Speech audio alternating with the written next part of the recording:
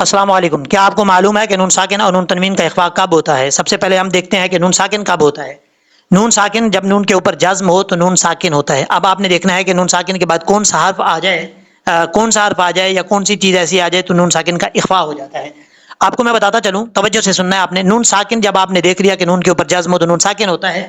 اب آپ نے دیکھنا ہے کہ نون ساکن کے بعد 15 حروف جو جن کا آپ کو میں مینشن کر رہا ہوں، آپ نے توجہ سے سننے ہیں، ان کو یاد کرنا ہے، اچھے طریقے سے یاد کرنا ہے، رٹا لگا لینا ہے، کسی بھی کی صورت میں آپ کو بھولنے نہیں چاہیے. میں آپ کو بتا رہا ہوں 15 حروف وہ یہ ہیں اخفاء جن کو کہا جاتا ہے، جن کو اخفاء کے حروف کہا جاتا ہے. وہ کون سے ہیں؟ با، تا، سا، جیم، دال، زال، زا، سین، شین، صاد، ضاد، طا، ظا، فا، قاف، کاف. یہ 15 حروف ہیں. ان 15 حروف میں سے کوئی بھی حرف نون ساکن کے بعد آ جائے تو نون ساکن کا اخفاء ہوگا. تو اس کی مثال آپ کو میں اس کے اوپر پیج کے اوپر آپ کو مل جائے گی، جو تصویر آپ کو نظر آ رہی ہے. اس میں سے دیکھیں آپ، سب سے پہلے نون ساکن ہے، نون ساکن کے بعد ان 15 حروف میں سے فا آ رہا ہے، تو یہاں پہ کیا ہو رہا ہے؟ غنہ ہو رہا ہے، نون ساکن کا اخفاء. اب آپ کو میں بتاتا ہوں کہ نون تنوین کا، یہ تو نون ساکن کا آپ کو میں نے بتا دیا. اب آپ کو بتاتا ہوں کہ نون تنوین کا اخفاء کب ہوتا ہے. آپ نے نون تنوین کے اخفاء کی پہچان کے لیے آپ نے سب سے پہلے قرآن پاک کے اندر دو زبر کی تنوین دیکھنی ہے. دو زبر کی تنوین، دو زیر کی تنوین، دو پیش کی تنوین.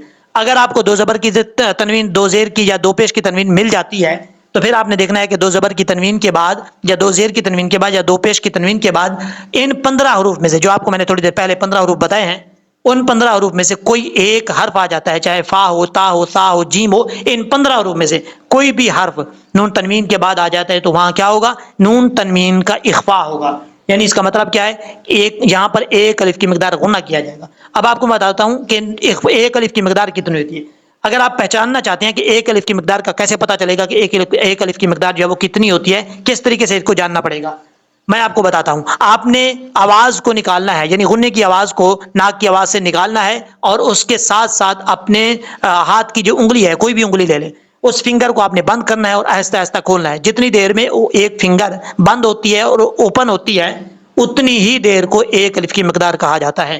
اور ایک الف کی مقدار جتنے بھی قرآن پاک کے غنے ہیں، قرآن پاک کے اندر چاہے نون ساکن کا اخفاء ہو، نون تنوین کا اخفاء ہو، ادغام یرملون کا اخفاء ہو، نون مشدد کا غنہ ہو، ان سب غنوں کی مقدار ایک الف ہی کی جاتی ہے. اس چیز کا آپ نے خاص خیال رکھنا ہے، ایک الف کی مقدار غنے کیے جاتے ہیں.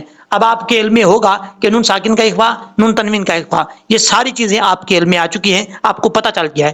اور ہاں، اگر آپ اپنے بچوں کو قرآن پاک پڑھوانا چاہتے ہیں، آپ خود قرآن پاک پڑھنا چاہتے ہیں، اگر آپ آؤٹ آف کنٹری سے ہیں، کیونکہ آؤٹ آف کنٹری میں زیادہ پرابلم ہوتی ہے، اگر وہاں سے قرآن پاک پڑھنا چاہتے ہیں، اپنے بچوں کو پڑھوانا چاہتے ہیں، تو واٹس ایپ نمبر میرا دیکھیں. اگر آپ ٹک ٹاک پہ یا فیس بک پہ یہ ویڈیو دیکھ رہے ہیں تو یوٹیوب کے سرچنگ بار میں جائیں، میرے چینل کا نام لکھیں عبداللطیف بخاری آفیشیل، پہلے نمبر پہ انشاءاللہ العزیز میرا چینل آئے گا، اور وہاں سے آپ نے میرے چینل کی اسکرین پہ اوپر واٹس ایپ نمبر دیا ہوا ہے، وہاں سے واٹس ایپ نمبر نوٹ کریں. نوٹ کرنے کے بعد مجھے میسج کریں، اپنے بچوں کا ایڈمیشن کروا سکتے ہیں، آپ خود اپنے قرآن پاک پڑھنے کے لیے ایڈمیشن کروا سکتے ہیں. امید ہے کہ میری باتیں سب آپ کو سمجھ آ گئی ہوں گی. انشاءاللہ العزیز آپ اس پر عمل ضرور کریں گے.